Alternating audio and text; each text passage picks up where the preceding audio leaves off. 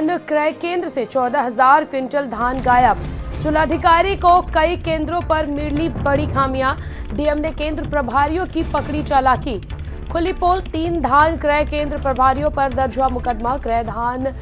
कई धान क्रय केंद्र सील, व्यापक स्तर से जांच के आदेश। जिम्मेदारों पर हो सकती है बड़ी कार्रवाई।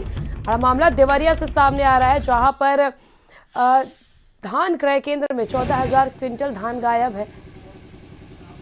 हम लोगों ने ये सुनिश्चित किया कि किसानों से खरीद हो, बिचौलियों से खरीद ना हो। इस विषय में समय समय पर समीक्षा मेरे द्वारा स्वयं की गई।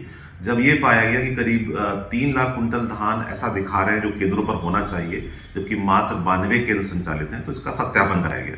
इस सत्यापन के क्रम में 3 जगहों पर बड़ी अनियमितता मिली है और उन अनियमितताओं के क्रम में 2 एफआईआर अब तक हम लोग कर चुके हैं। तीसरी एफआईआर थाना खामपुर में होने जा रही है और इस प्रकार करीब 14,000 क्विंटल धान कम पाया गया है केंद्रों पर। और जितेंद्र प्रताप डीएम हमारे साथ जुड़ चुके हैं देवरिया से। सर, जिस प्रकार से क्रय केंद्रों पर देखिए इस प्रकार की घोटालेबाजी, धांधलेबाजी की जा रही है, किस प्रकार से उन किसानों को मदद मिल पाएगी और किस प्रकार से अब आगे आप कार्रवाई करेंगे इस प्रकार के जो क्रय केंद्र के मालिक हैं?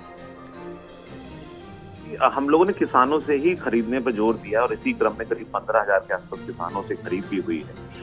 हम लोग को ये भी देखना होता है कि जो शासन की नीति है कि शुचिता और पारदर्शिता से खरीद हो और बिचौलियों से खरीद ना हो, उस क्रम में हम लोग सत्यापन भी करते हैं। तो जनपद में खरीद बहुत हुई है। उसमें से ये जो एस्पेक्ट हमें मिला है कि 3 केंद्रों ने विशेष रूप से अनियमितता की थी और 10,000 कुंटल धान वहां मौके पर नहीं था, जो कि होना चाहिए था। एक जगह 4,000 और एक जगह 2,200 और कुछ और केंद्रों पर भी हम जांच कर रहे हैं। तो किसानों से ही खरीदा जाए, बिचौलियों से ना खरीदा जाए, इसके लिए हम लोगों ने सत्यापन किया है और उस क्रम में ये कार्रवाई हुई है। जिस प्रकार से ये जो कार्रवाई की जा रही है, इसकी जांच की भी बात कही गई है, तो आगे का जो जांच है किस प्रकार से होगा और किस प्रकार से सख्त कदम इस प्रकार के लोगों पर उठाए जाएंगे? बिल्कुल, इसमें मैं बताना चाहूंगा कि 3 अलग अलग एफआईआर हुई हैं थाना खामपार में और अन्य 2 थानों में जहां एफआईआर हुई है। उसमें हम लोगों ने 409 और 420 के मुकदमे लिखाए हैं और किसानों से हम एक किसान से धान खरीदेंगे। उसके लिए हमारे पास सुविधाएं हैं और उपलब्ध हैं सारी सुविधाएं, तो किसानों को कोई दिक्कत नहीं होगी। लेकिन जो लोग बिचौलियों के माध्यम से बाहर का चावल या बाहर का धान दिखाना चाहते हैं, उनको हम लोग नहीं टिकने देंगे। बिल्कुल, भारत समाचार के साथ जुड़ने के लिए आपका शुक्रिया।